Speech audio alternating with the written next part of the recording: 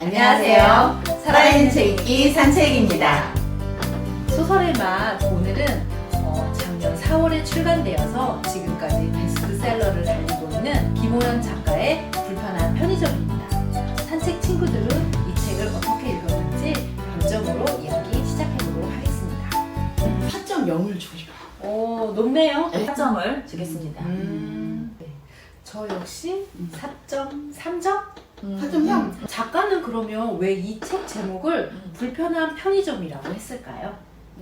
편의점이라고 하는 그 공간이 굉장히 중요한 것 같아요. 우리는 어렸을 때 동네 슈퍼가 있었잖아요. 근데 그쵸. 동네 슈퍼는 그 사랑방 같이 서로 잘 알고 드나드는 그런 관계의 의미가 큰데 편의점은 어떤가요? 익명성이 보장되는 곳이고 사람들 자체가 그거를 원해요. 그래서 내 삶에 누군가 개입하고 나를 알아차리는 걸 오히려 싫어하죠. 그러니까 극명하게 동네 슈퍼와 편의점은 정말 다른 공간이에요. 편의점은 단절의 공간이죠. 어떻게 보면. 그리고 누군가가 나한테 이렇게 개입하는 게 불편해요. 근데 그게 요즘 세태를 그대로 반영하는 거잖아요. 요즘은 누군가 내 삶에 이렇게 끼어드는 거 아는 체 하는 걸 싫어해요. 그게 바로 불편하다는 거거든요. 그런데 이 불편한 편의점에서 편한 관계가 만들어져. 든다.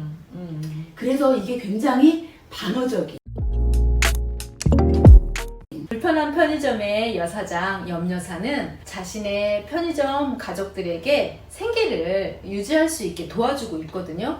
특히 서울역에서 만난 자신의 지갑을 찾아준 노숙자 도꼬씨에게는 선뜻 편의점 알바 야간직을 맡기기도 해요. 근데 이런 염여사의 모습을 보면서 어떤 생각이 들었는지 그에 대한 이야기를 한번 나눠볼까요? 사실 좀 비현실적이죠. 누가 편의점을 한다 한들 쉽게 도숙자에게 야간 알바를 맡길 수 있으면 냉정하게 만약에 내일이라고 생각한다면 영리를 떠나서 그 사람들의 생계만 해도 족하다라고 하는 거가 설정 자체는 비현실적이라고 하는 생각은 들어요. 그 염여사 이름을 잘 보면은 이름이 염여사예요. 그러네. 네. 염여사. 염여사예요. 굉장히 많은 고민을 하고 살아간다는 얘기예요. 내가 염여사라면 이런 경우에 맡길 수 있을까? 저한테 이제 물어봤어요. 맞아요. 이 염여사는 확신을 가졌잖아요. 사람에 대한 어떤 신뢰에 대한 확신이 있었기 때문에 저 같으면은 시도는 해봤을 것 같아요. 결과론적으로 보자면 아까 염려사가 호씨를 많은 곳에 염려사를 끌어들였기 때문에 호씨가 또 다른 사람들한테 또 손을 내밀 수 있는 거죠. 그래서 그 시발점으로서 굉장히 중요한 역할 염려사한테 부여되어 있다라고 말씀드리고 싶어요.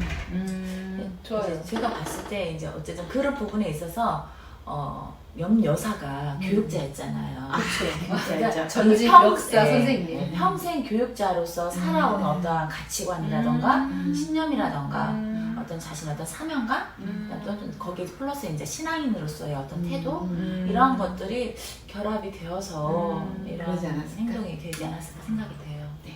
염려사는 생계보다는 편의점을 통해서 만나게 된 사람들한테 친가족 이상의 애정을 가지고 있었어요. 맞아요. 가족 지지리도 말 안 듣는 아들, 또 너무 잘난 딸 이런 사람들보다는 자기 편의점에 있는 직원들한테 더 정을 느끼고 마음을 의지했었죠. 사실 저는 염여사를 보면서 아 나도 이런 모습이면 좋겠다 이런 생각을 했고 내가 원하는 닮고 싶은 그 나이대의 어른의 모습이 아닐까 연대할 수 있는 실마리를 제공해준 맞아요. 함께 사는 상생의 모습을 보여줬고 성숙한 어른의 태도이며 사회적 약자를 보듬는 그런 것들을 염여사가 보여준다는 점에서 저는 이 소설에서 염여사의 역할이 굉장히 의미가 있다라고 생각이 듭니다. 네.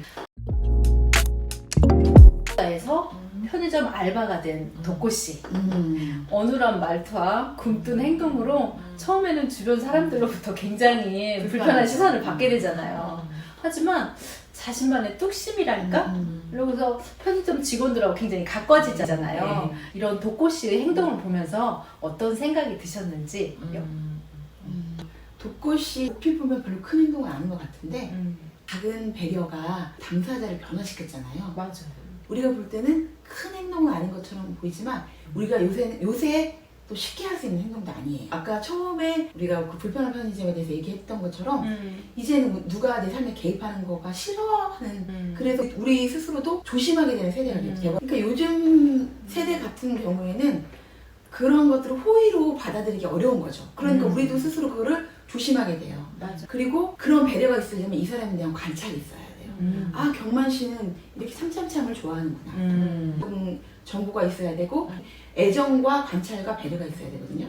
이게 정말 쉽지 않은 일인데 그런데 그것으로 인해서 많은 사람들이 위로를 받고 삶이 완전히 변하잖아요. 우리가 알게 모르게 이걸 읽으면서 아, 편의점이 원래 이런 공간이었는데 근데 이게 정말 우리한테 지금 필요하구나 라고 하는 메시지를 딱 주거든요. 네. 그래서 그런 점에서 독고씨라고 하는 가장 소외되고 외롭고 쓸쓸한 자가 이렇게 큰 행동을 하는 걸 보여주면서 아, 맞아, 지금 우리한테 이런 게 필요하지. 그리고 이렇게 부족하지. 나도 이렇게 해야 되는데 공감하고 있다는 거예요. 그렇죠. 맞아. 그 독고씨 우리가 다 그렇게는 못하지만 적어도 이 책을 읽는 순간만큼은 맞아, 저렇게 해야 되는데 특히 뒤에 또 가족에게 굉장히 박 씨가 고민할 때 손님에게 하듯이 친절하게 하세요라고 하는 메시지를 주잖아요. 가족들한테도 우리의 삶을 좀 돌아볼 수 있게 만드는 지점이 있어서 그런 부분에 대해서 참 의미가 있었다라고 생각을 합니다. 네. 저는 이 소설에서 판타지스러운 부분을 두 분을 딱 했잖아요. 첫 번째가 염려사의 행동이고 두 번째가 이 독고씨의 개과천선. 맞아요. 변화. 좀 그래. 좀 비현실적이긴 해요. 그러긴 해. 내 주변에 독고씨와 같은 존재는 독고씨가 판타지로 설정이 되어 있지만 분명히 제 주변에도 독고씨와 같은 존재 역할을 하는 사람이 있지 않았을까? 누구였을까? 그런 생각을 제가 하게 되더라고요. 나도 또 그 누군가에게 독고씨와 같은 역할을 할 수도 있지 않을까? 뭐 이런 생각을 저는 했습니다. 독고씨를 보면서. 예. 네네. 작가는 독고씨를 노숙인으로 구성한 이유가 있어요. 우리 사회 밖에서 우리 사회를 들여다볼 수 있는 사람이 필요했다고 합니다. 그래서 처음에는 탈북자나 외국인 노동자, 조선족, 재미교포처럼 사회의 편견을 받고 있는 사람. 그래서 그 사람을 관찰하고 독고씨를 만들어갔다고 해요. 그러니까 사람은 누구나 실패를 할 수 있잖아요. 근데 중요한 것은 그 실패를 딛고 다시 일어서느냐 그건데 독고씨가 좀 판타지스럽긴 하지만 그걸 보여줬잖아요. 또 한 가지 전직이 의사라는 설정? 너무 이것도 좀 판타지인데 판타지. 노숙자에 대한 편견을 조금 좁혀줬다라는 생각이 들고 모두가 이렇게 노숙자라고 하면 얼굴부터 찡그리고 한심한 사람으로 보는데 노숙자처럼 약자를 바라보는 시선을 새롭게 해줬다라는 것도 되게 의미가 있었고 그들에게도 과거가 있고 사연이 있다는 점을 한 번 더 해줘서 너무 좋았던 것 같아요. 저는 이 책을 읽으면서 전에 사회 이슈를 세상 있게 했었던 우리는 다시 연결되어야 한다? 그 책이 많이 생각이 났어요. 저희 유튜브 찍었던 영상을 제가 다시 봤어요. 거기에 보면 이 이야기가 나오거든요. 외로움과 고독을 극복하기 위해 방안으로 제2의 가족을 만들어라. 내가 선택한 가족. 내가 선택한 제2의 가족을 만들어라 라고 하는데 염려사가 그렇게 했잖아요. 그렇죠. 네. 두 번째, 독고씨가 사람들한테 친절을 베풀잖아요. 그 부분 책에도 그런 얘기가 나와요. 지금 외롭고 예민해진 사회에서 작은 친절이 사람을 무장해제 시킨다. 맞아요. 작가가 그 책을 보고 이 책을 설마. 구성하지 않았을까라는 정도로 일치하는 점이 많더라고요. 오늘 토론 어떠셨나요?